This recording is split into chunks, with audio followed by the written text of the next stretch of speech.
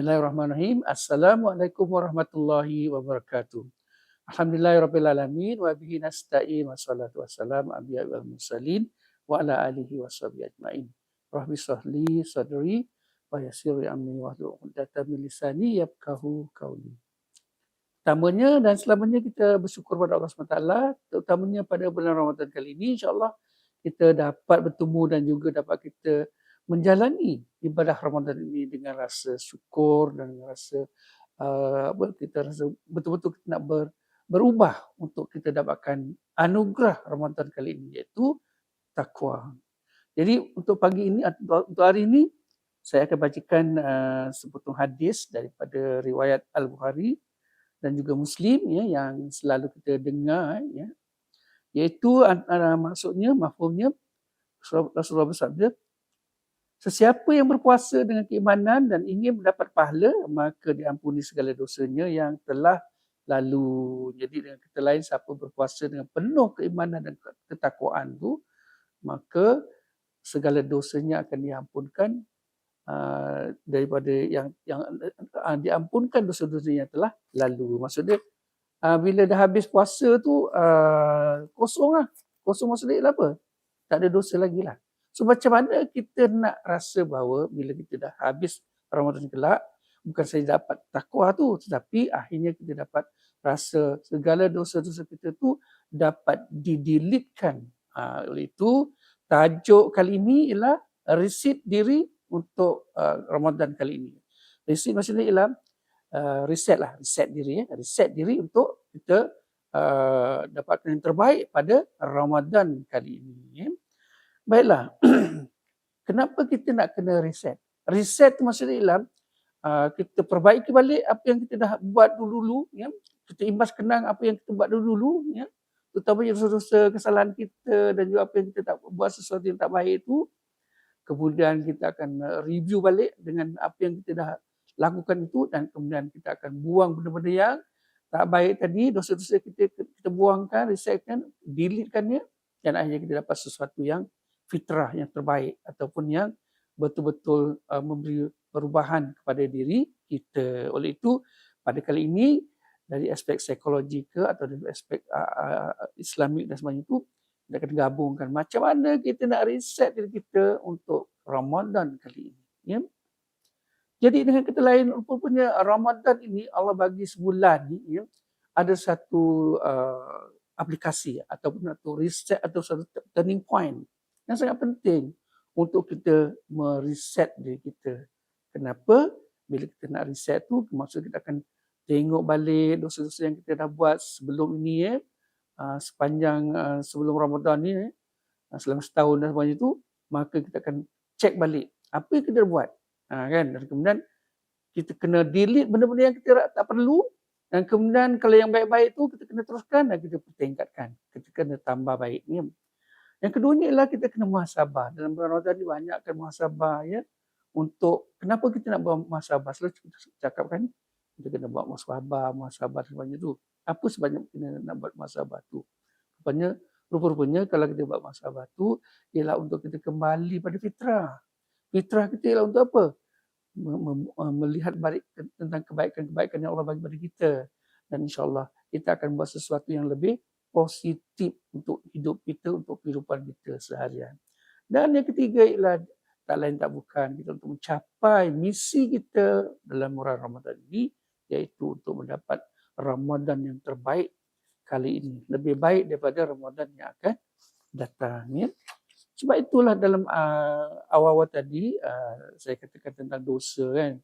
Kenapa manusia itu ada dosa, kenapa kita dalam bulan Ramadan ini kita bertaubat supaya kita rasa dosa-dosa kita dah terhapus dan terhilang tu, ya, kerana manusia ni diberi pilihan.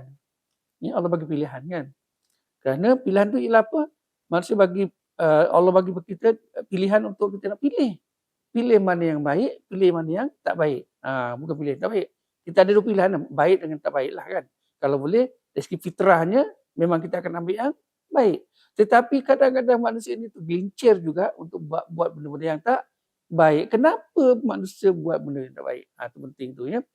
Kenapa manusia itu berdosa, kan? Dan dosa tu terbagi pada dua. Kadang-kadang kita tengok dosa kita dengan Allah SWT, kan?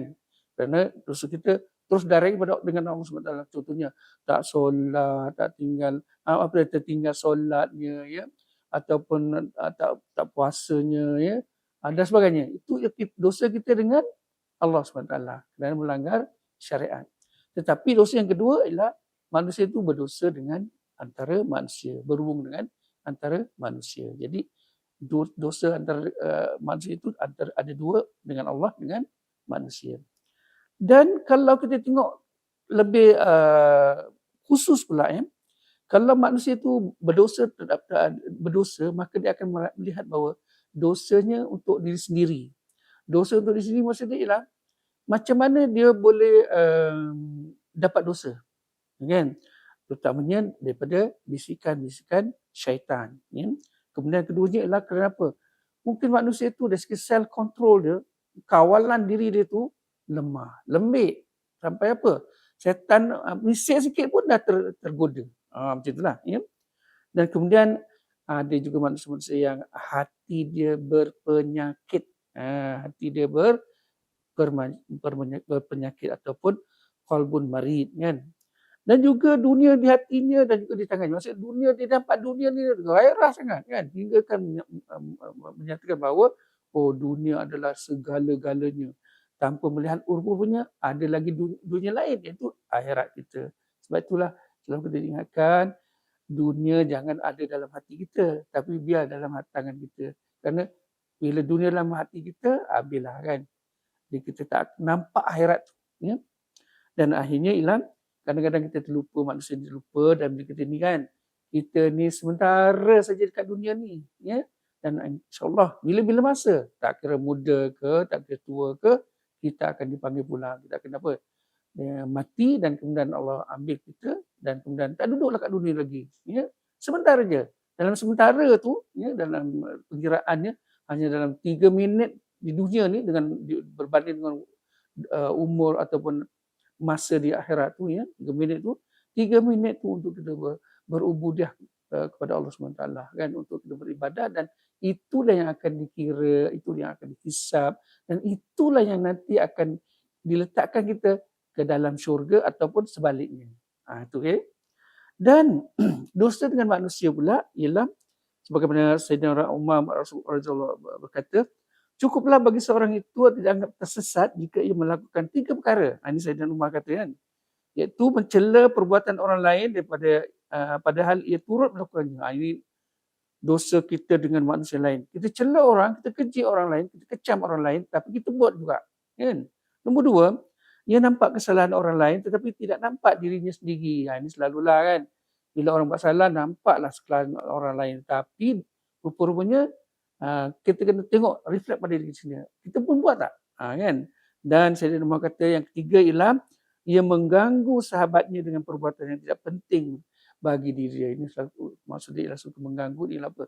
Suka mengganggu ketenteraman, suka mengganggu personality dia, kan, dan sebagainya lah. So, 3 perkara itu adalah contoh yang Sayyidina Umar kata manusia itu berdosa dengan manusia lain ataupun dari segi perhubungan dengan manusia. Jadi oleh itu kita kena ingat bahawa dalam diri kita ni kena ada 2 hubungan yang sangat penting, dan iaitu hubungan dengan Allah dan hubungan dengan manusia. Hablum minallah, hablum minannas. Ya.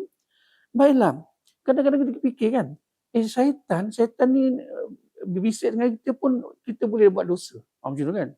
Rupanya jenis syaitan ni memang Allah dah bagi tangguh. Tangguh maksudnya tangguh untuk dihukum, untuk masukkan dalam syurga juga, ya. Tapi dia kata, ya Allah Ta'ala, boleh tak saya atau boleh tak kami semua ni syaitan ni, kan, ganggu manusia tu untuk sama ikut dia. Masuk mana? Masuk neraka.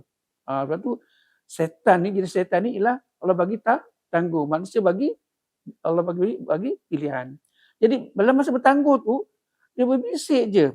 Tetapi ada limitasi dia, kan? Maksudnya ada batas-batas dia. Kamu, wahai syaitan, boleh ganggu manusia. Apa dia? Nombor 1, manusia ni kadang-kadang terlalu terikut-ikut dengan bisikan syaitan itu sehingga kan, ya, dia lupa bahawa itulah aspirasi syaitan. Memang cita-cita syaitan nak mengganggu manusia. Kalau dia lah tengok manusia dah berjaya buat dosa, dia senyum lah, dia ketawa lah. Manusia dah terpengaruh dengan saya kan. Nombor duanya, manusia, setan ni dia punya limitasi je lah untuk membuat keraguan-keraguan, rasa was-was, rasa bersalah dan sebagainya terhadap manusia. Bila manusia tu ragu, maka suntikan syaitan tu dah berjaya kan. Contohlah, satu contoh yang paling senang kali kan, kita nak pergi kerja kan, tiba-tiba kita dah sampai separuh jalan, kita teringat pintu rumah tu dah tertutup, terkunci ke belum? Tu dah rasa was-was kan. Siapa yang punya kerja tu? Ialah syaitan. Kalau kita terikut-ikut dengan keraguan yang dibuat oleh syaitan itu, maka kita akan rasa kita ni akan mudah untuk nak dipengaruhi oleh syaitan. Dan yang ketiga ialah memang kerja syaitan untuk kita nak untuk menyesatkan kita supaya melarikan atau mengeluarkan manusia daripada fitrah, ya, daripada untuk kebaikan itu. Jadi kalau itu berjaya juga, maka kerja syaitan dah mudah dah. Kenapa? Dia dah boleh kontrol manusia untuk buat dosa. Tapi bukan itu untuk tujuan saya hari ini. Tajuk kali ini ialah untuk reset diri kita supaya macam mana kita nak menghalang sama ada syaitan ke atau dosa-dosa diri sendiri itu untuk kita buangkan. Ya, untuk kita buangkan. Baiklah, ada beberapa kaedah untuk yang kita nak reset diri itu. Yang pertama, nombor satu, bila kita tahu kita berdosa, bila kita tahu kita dah buat salah, kita ada buat perasaan-perasaan negatif dan sebagainya itu, so nombor satu ialah kita kena mengaku. Kita mengaku maksudnya apa? Kita confess, kita beri pengakuan bahawa memang saya dah buat salah, memang saya dah buat dosa. Macam tu. Jadi kalau kita mengaku, bermakna itu ialah turning point untuk kita reset diri kita. Selagi kita tak mengaku, maka reset diri tak akan berlaku. Ya. Baiklah, apa sebenarnya rasional kita untuk kita nak mengaku tu? Nombor satu, kenapa kita nak rasa mengaku? Kerana bila kita mengaku, kita bertanggungjawab dengan apa yang kita buat. Contohlah kalau kita buat salah dengan perkataan kan, kita cakap dengan dia tak baik dan sebagainya, kita kecam dan sebagainya. Bila kita mengaku, apa dia? Kita bertanggungjawab dengan apa yang kita cakap, apa yang kita kecam dan sebagainya kan. Itu dia. Bila kita apatah lagi dengan dosa-dosa yang mungkin berat dan sebagainya. Ya? Bila mengaku, maksudnya dia bertanggungjawab dengan apa yang dia buat. Ya? Dosa-dosa yang telah pun dilakukan. Sebab tu kita periksa balik. Dosa ni dosa antara kita dengan Allah ke atau dosa kita dengan manusia. Kan? Itu dia. Mengaku. Yang kedua ialah kerana kita memberikan tumpuan bila kita mengaku tu untuk emosi kita. Bila sebut emosi ni termasuklah komponen-komponen hati, kalbu semua itu dalam hati kita kan. Untuk merasa sensitif. Kan? Bila kita mengaku tu, hati kita kena rasa sensitif bahawa kita telah buat sesuatu yang lari daripada fitrah. Bila kita lari daripada fitrah, apa jadi? Kita kena patah balik. Sebab itulah kita kena mengaku dulu. Supaya emosi kita akan rasa tenteram, stabil. Hati kita akan rasa tenteram. Bila kita buat satu dosa, buat kesalahan kan, kita akan sentiasa berdebar-debar kan. Emosi kita sentiasa apa? Membara kan.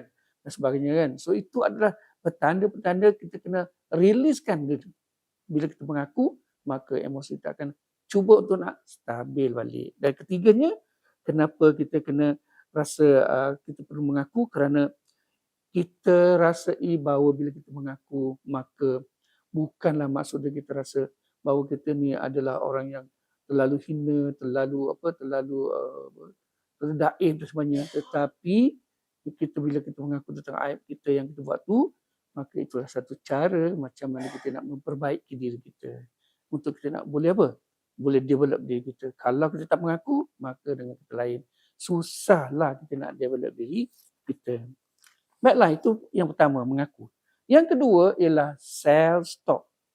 Ini yang terbaik sekali. Kerana dalam bulan Ramadan ni diberi ruang dan peluang untuk kita buat self-talk. Maksudnya self-talk ialah apa? Kita bercakap dengan diri kita sendiri. Kan? Ataupun dalam bahasa yang lain kita buat monolog diri. Ataupun dengan kata lain, di sinilah dalam bulan Ramadan inilah kita perbanyakkan hubungan kita dengan Allah SWT.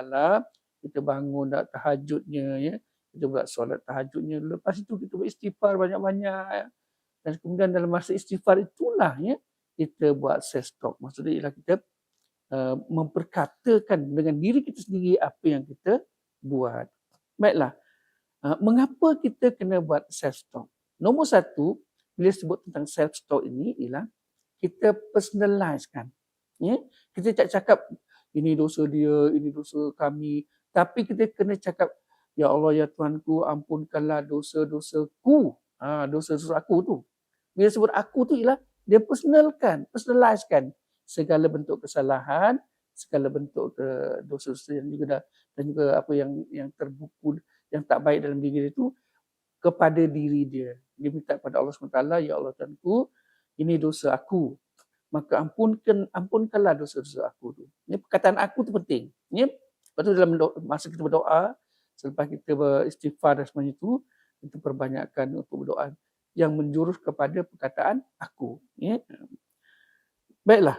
Yang keduanya, tuan-tuan dan puan, ialah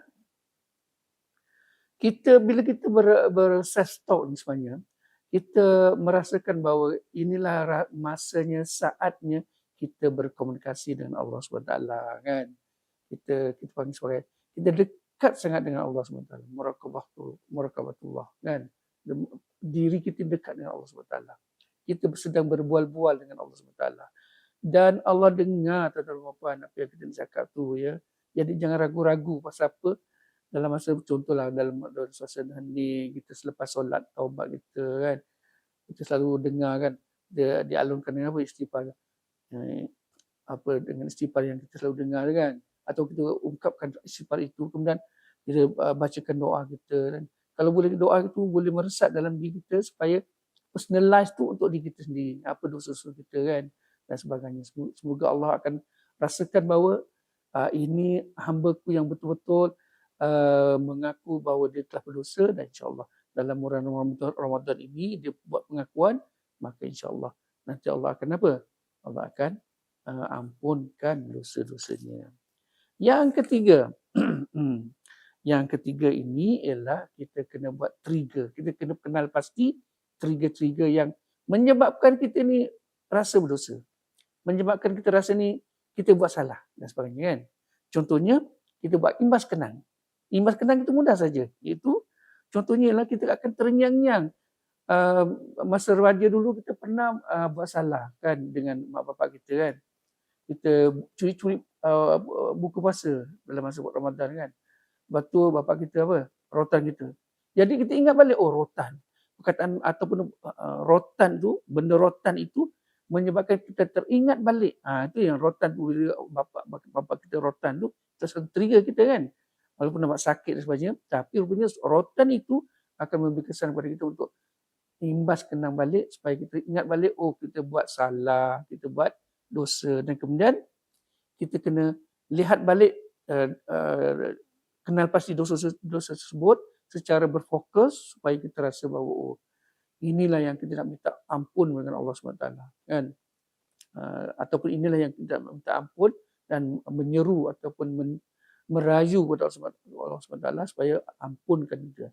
Reset balik kita punya diri kita supaya tak ada lagi buat benda yang dosa ini, kan.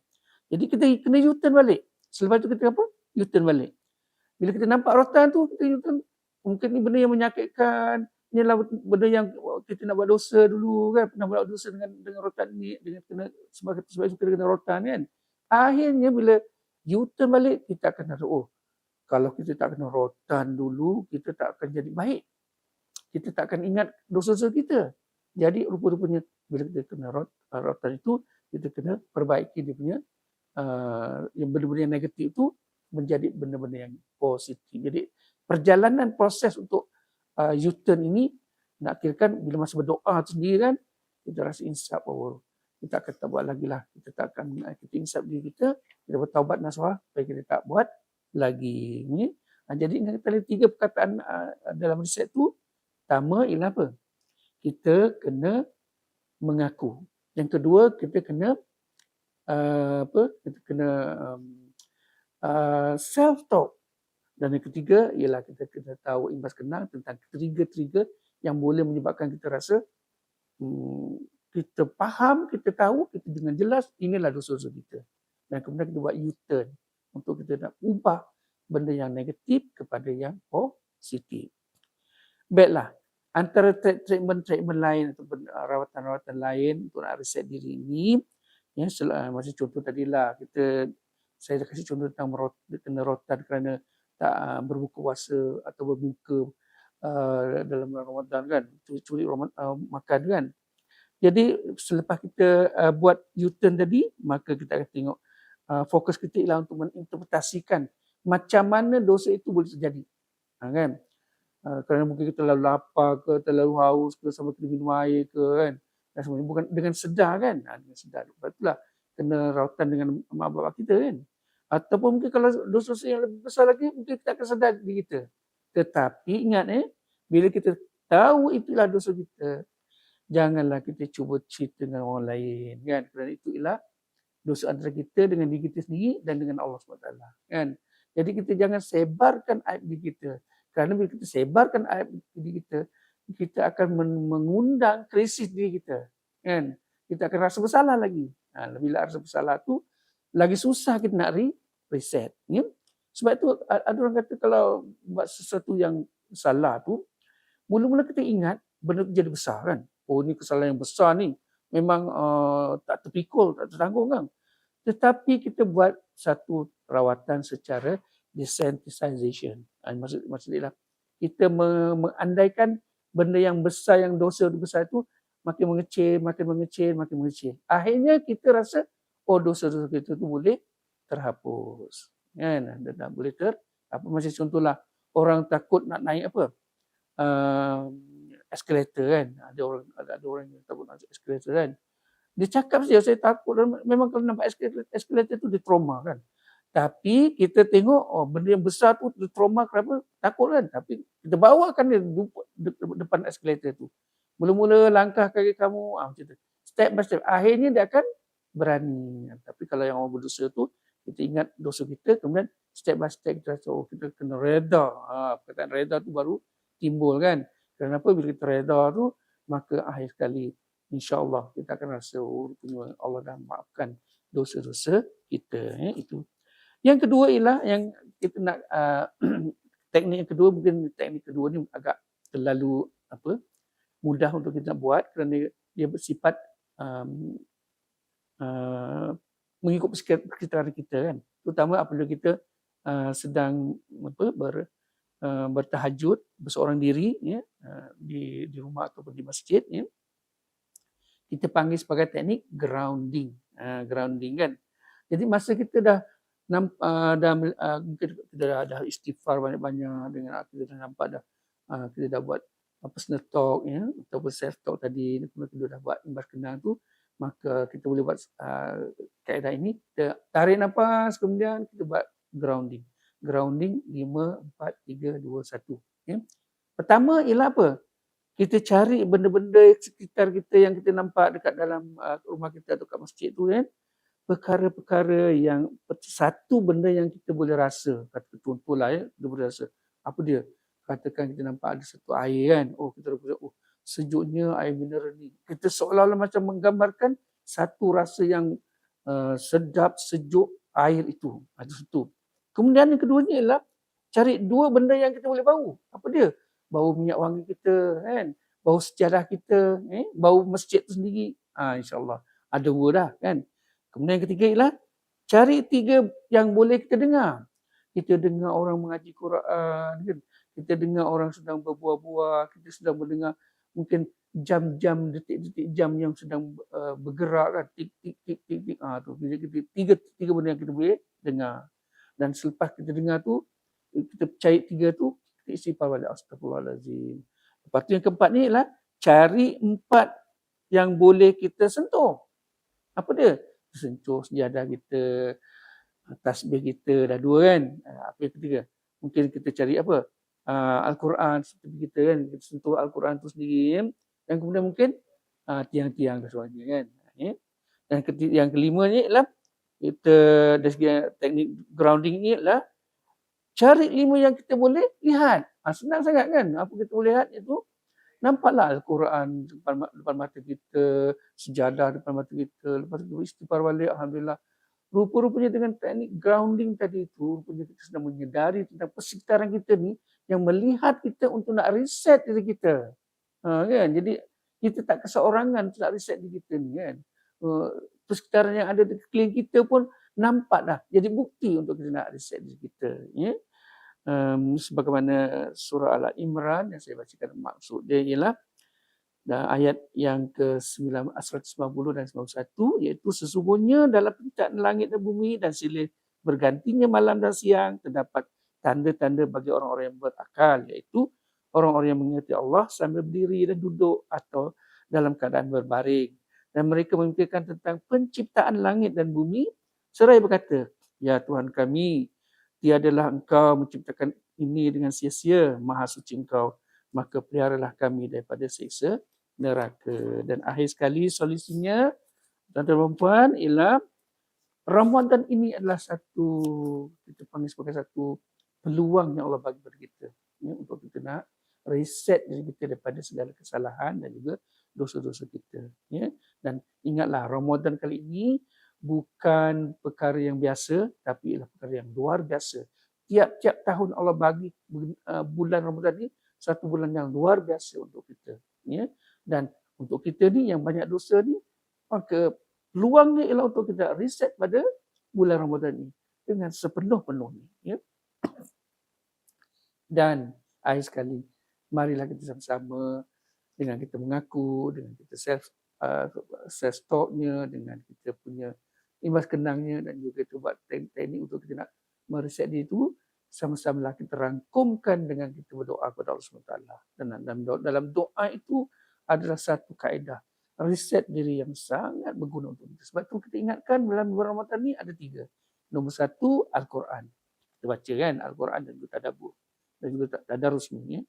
Yang keduanya ialah dalam Al-Quran ni ialah kita rasa bahawa kita ni diberikan oleh Allah tentang keperluan untuk kita nak reset diri. Kan, dengan kita berdoa. Kan, doa ya.